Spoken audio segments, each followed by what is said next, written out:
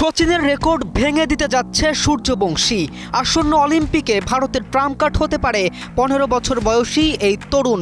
সবচেয়ে কম বয়সী ভারতীয় ক্রিকেটার হিসেবে আন্তর্জাতিক অঙ্গনে অভিষেকের অপেক্ষায় এই বিস্ময়কর বালক।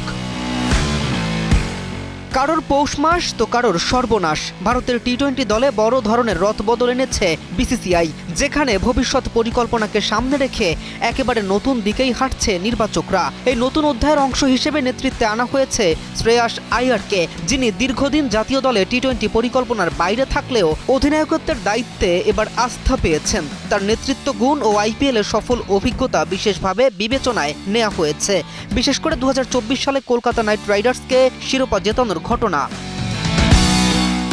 অন্যদিকে সহ অধিনায়কের দায়িত্ব দেওয়া হয়েছে তরুণ তিলক ভার্মাকে। আগে এই পদে ছিলেন অক্ষর প্যাটেল। নির্বাচকদের মতে 2028 টি-20 বিশ্বকাপ এবং অলিম্পিকের কথা মাথায় রেখে দল পুনর্গঠন এখন সময়ের দাবি।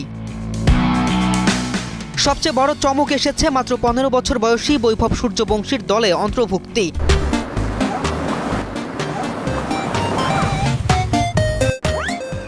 সদ্য সমাপ্ত আইপিএলে 776 রান করে অরেঞ্জ ক্যাপ জেতা এই কিশোরকে নিয়ে শুরু হয়েছে ব্যাপক আলোচনা। সুযোগ পেলে তিনি ভারতের ইতিহাসে সবচেয়ে কম বয়সে আন্তর্জাতিক ক্রিকেটে অভিষেক করা খেলোয়াড় হয়ে উঠতে পারেন।